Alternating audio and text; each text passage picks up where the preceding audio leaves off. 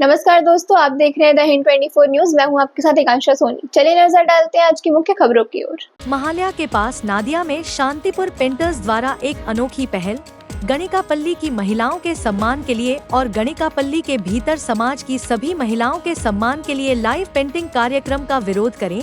दरबार संस्था की मदद से शांतिपुर के गणिकापल्ली में 20 कलाकार दिन भर में एक से बढ़कर एक चित्र बना रहे हैं। दिन के इस कार्यक्रम में युवा से लेकर बुजुर्ग तक सभी कलाकारों ने हिस्सा लिया। দাদা আজকে কি কারণে আজকে মূলত এই জায়গাতে আঁকার চিন্তা ভাবনা করা? আজকে মহালয়া, দেবী পক্ষের সূচনা, সামনেই দুর্গাপুজো, বাঙালির শ্রেষ্ঠ উৎসব।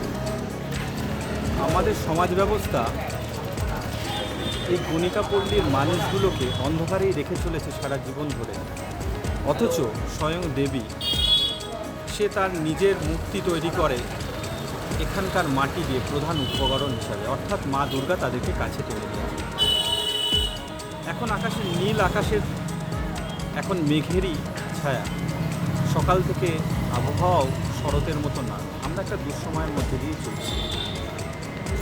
তো সেই দুঃসময়ে দাঁড়িয়েই শান্তিপুর পেইন্টার্স চিন্তাভাবনা করেছে যে মাটি থেকে মা দুর্গার জন্ম বা উৎপত্তি দেবী মূর্তি, অর্থাৎ এখানকার মাটি ছাড়া গড়ে উঠতে পারে না মা দুর্গা, সেই মাটিকেই প্রকৃত সম্মান প্রদান এবং তার সঙ্গে এই অন্ধকারে রাখা মানুষগুলোকে কিছুটা আজকে রঙের স্রোতে ভাসানোর জন্য আজকে আমাদের সঙ্গে এখানে ছোট ছোট বাচ্চারা ছবি আঁকছে সারাদিন ধরে। তারা নিজের মতো করে ছবি এঁকেছে, আমাদেরকে সহযোগিতা করেছে দুর্বার গোষ্ঠী, আশেপাশের মানুষ এবং বহু সহৃদয় ব্যক্তি তাদের হাতে রং তুলি উপহার তুলে দিয়েছে। আমরা চাইলে এই মানুষগুলোকে অর্থাৎ ছোটো ছোটো বাচ্চাগুলোকে তার ছবির মধ্যে দিয়ে তুলে ধরতে পারি সমাজের একটা অন্যরকম দৃষ্টান্ত।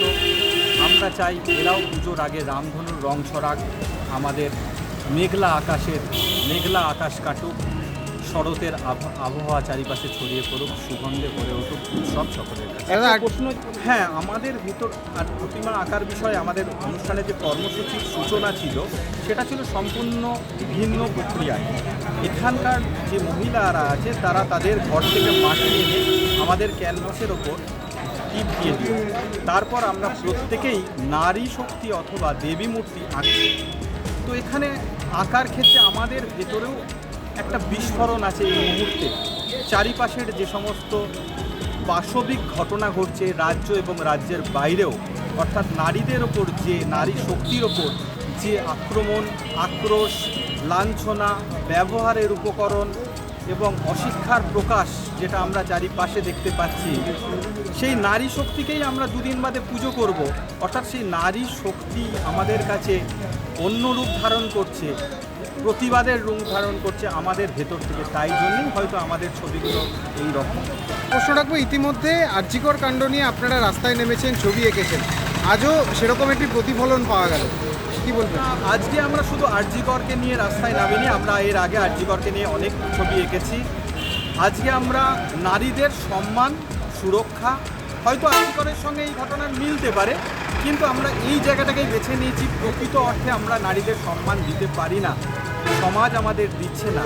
সেই কারণে আরজিকর না, আরজিকরের বাইরেও কিছুদিন আগে একটা পাশবিক ঘটনা ঘটেছে, আমরা দেখেছি আমাদের রাজ্যের বাইরে, সেই ঘটনারও প্রতিবাদ হয়তো এটা। আপনার নাম, পরিচয়? আমার নাম রণেন্দ্রজিৎ সিং, শান্তিপুর পেইন্টার্সের একজন সদস্য। ऐसे ही तमाम खबरों के लिए जुड़े रहिए द हिंद 24 न्यूज के साथ।